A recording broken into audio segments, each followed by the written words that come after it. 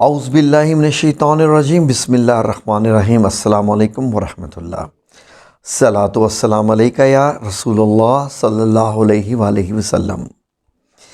ناظرین، علاج کے سلسلے کا آج ہمارا پروگرام جادو کے متعلق ہے کہ جادو ہوتا کیا ہے، اس کی وجوہات کیا ہوتی ہیں اور اس کا روحانی علاج کیا ہے۔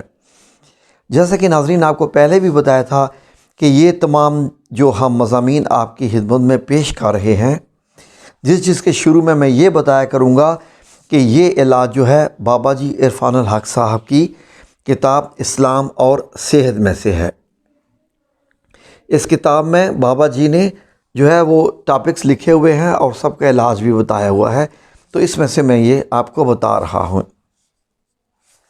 ناظرین، پہلا تھوڑا بہت جان لیجئے کہ جادو کے متعلق بابا جی کیا لکھتے ہیں، پھر آگے جا کے ہم آپ کو اس کا علاج، روحانی علاج جو بہت اتھینٹک ہے، جس سے آج تک الحمدللہ رب العالمین بابا جی کے ڈیرے پہ جو آیا اور اس نے جادو کا علاج کروایا تو اللہ تعالیٰ نے اس کو شفا عطا فرمائی اور وہ جادو کا اس کے اوپر سے زور بھی ہٹ گیا۔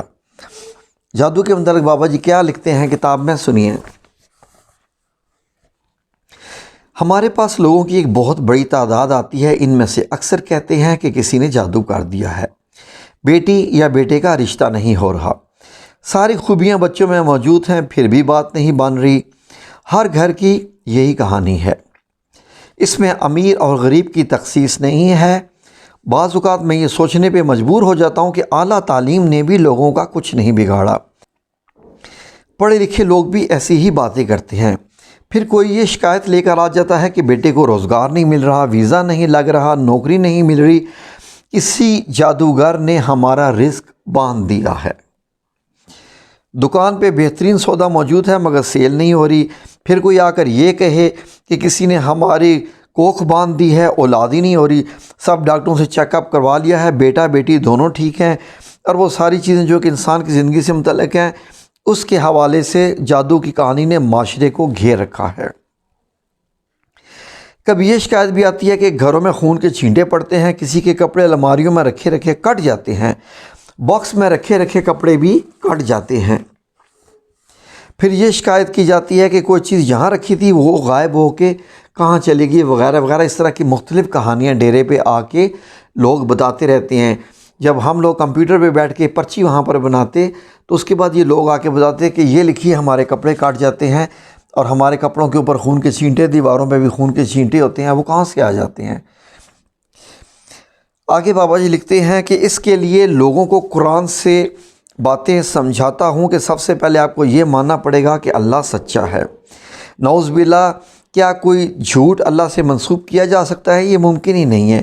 اب اللہ یہ کہتا ہے کہ جس کو چاہوں بیٹا دوں، جس کو چاہوں بیٹیاں دوں، جس کو چاہوں دونوں دوں، جس کو چاہوں دونوں نہ دوں۔ اتھارٹی نہ کسی ڈاکٹر کو اللہ نے دی ہے، نہ کسی پیر کو دی ہے، اور نہ کسی انسان کو دی ہے، اور اولاد دینے کی اتھارٹی اللہ نے اپنے پاس رکھی ہے۔ مخلوق میں کوئی ایسا نہیں ہے جو اللہ کی اس اتھارٹی کو استعمال کر سکتا ہے۔ یہ ممکن نہیں ہے کہ اولاد نہ ہونے دی جائے، یعنی کہ اولاد جو ہے باندھ دیا جائے۔ اس طرح رزق کا بھی معاملہ ایسا ہی ہے کہ کوئی نہیں ہو سکتا کہ کوئی رزق کسی کا باندھ دے، کوئی ایسا جادو کر دے۔ اللہ تعالیٰ فرماتا ہے کہ جس کو چاہوں غریب کر دوں، جس کو چاہے امیر کر دوں، جسے چاہے کشائش والا رزق دوں، جسے چاہے ناپ تول کے دوں، جسے چاہوں تنگی والا دوں، جسے چاہے رزق میں دوسروں پہ فضیلت دے دوں۔ یہاں مالک نے دینے میں آپ کی کوششوں کو نہیں جوڑا، اس نے ساری طاقت اپنے پاس رکھی ہے، وہ دے گا، بھلے آپ سے کام کروا کے دے گا یا کام کیے بغیر آپ کو دے دے۔ ایسے لوگ بھی معاشرے میں موجود ہیں جو بہت زیادہ محنت یا کوشش نہیں کرتے، مگر ان کے لیے وہ ایسے اسباب پیدا کر دیتا ہے کہ وہ تھوڑی سی محنت سے بہت زیادہ معاوضہ ان کو مل جاتا ہے۔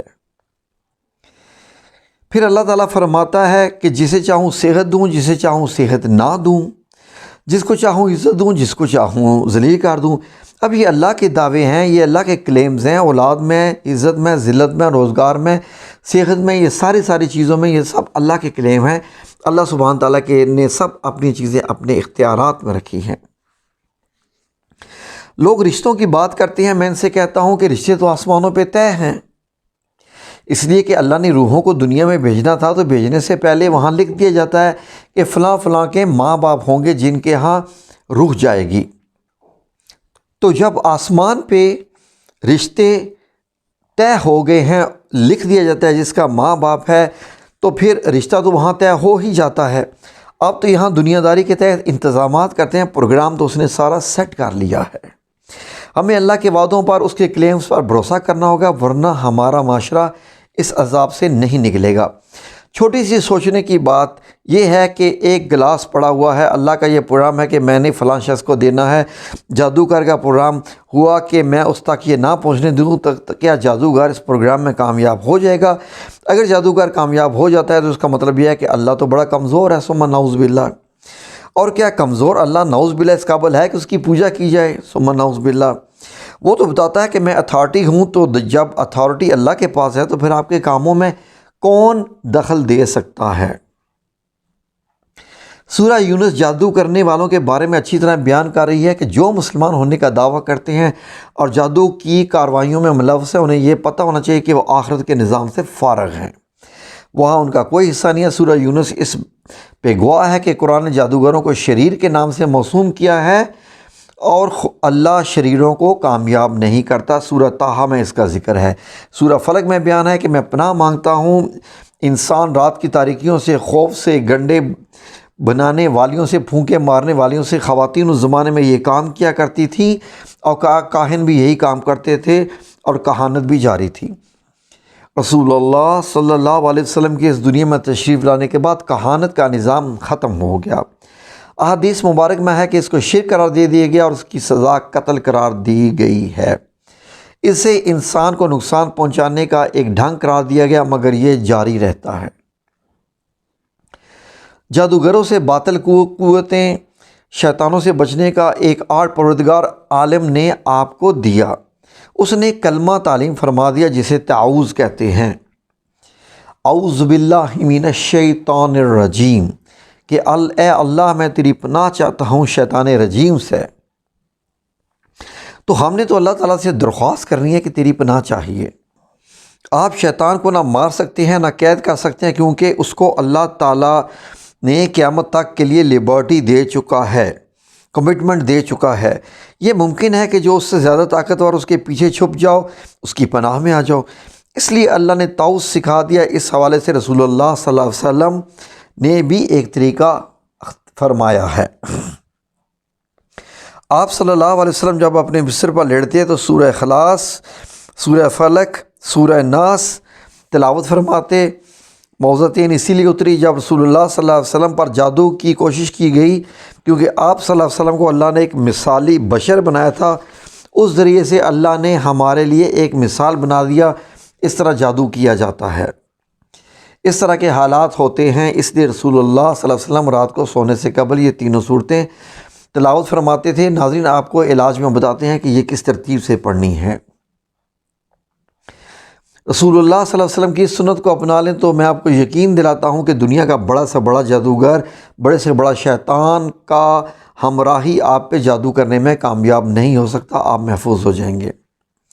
میرے آقا صلی اللہ علیہ وسلم نے صدقے کو رد بلا فرمایا ہے۔ بلا سے مراد مصیبت ہوتی ہے۔ مصیبت صحت کی خرابی بھی ہو سکتی ہے، ایمان کی خرابی بھی ہو سکتی ہے، مال و عزت کے نقصان بھی ہو سکتے ہیں، جھگڑے فساد مقدمات بھی ہو سکتے ہیں۔ ہم نے ساری زندگی ایک ہی بات سمجھی ہے کہ بکرا ڈھونڈو، کالا ڈھونڈو تو جلدی کام ہو جائے گا۔ اس کے اندر جو اصل پیغام تھا اس کو ہم نے فراموش کر دیا۔ اصل چیز یہ ہے کہ تم سچے ہو جاؤ، بلائیں تمہیں چھوڑ دیں گی، صدق اختیار کر لو، یہ اس کا کوڈ اور پیغام ہے۔ اگر تم سچے ہو جاؤ، جھوٹ کو اپنی زندگی سے نکال دو تو کوئی آپ کا بال بھی بیکار نہیں کر سکتا۔ آپ کو یقین ہونا چاہیے کہ میرے سارے نقصان اور سارے فائدے میرے اللہ کے دائرہ اختیار میں ہیں، اس کے علاوہ کوئی کسی کو کوئی اختیار حاصل نہیں ہے۔ اللہ کرے یہ بات ان لوگوں کی سمجھ میں آ جائے جو اس وقت ہمارے معاشرے میں خدا بن بیٹھے ہیں اور سمجھتے ہیں کہ یہ سب کا نقصان کر سکتے ہیں، سب کا فائدہ کر سکتے ہیں۔ ایسے لوگوں کو اس وقت بھرمار ہے، ایسے لوگوں کی کوئی اتھارٹی نہیں سوائے جھوٹا خوف کرنے کے۔ ناظرین، آئیے آپ کو اب اس کا علاج اور اس کے اذکار وغیرہ بتاتے ہیں، تاکہ آپ لوگ جب اگر آپ کو یہ شک ہو کہ آپ کے پاس جادو، آپ کے اوپر جادو ہو چکا ہے، تو آپ یہ ذکر کیجئے۔ انشاءاللہ بإذن اللہ تعالیٰ اللہ سبحانہ تعالیٰ آپ کو ڈیفینیٹلی جو ہے اس سے شفا دے گا اور آپ کی جادو سے جان چھوٹ جائے گی۔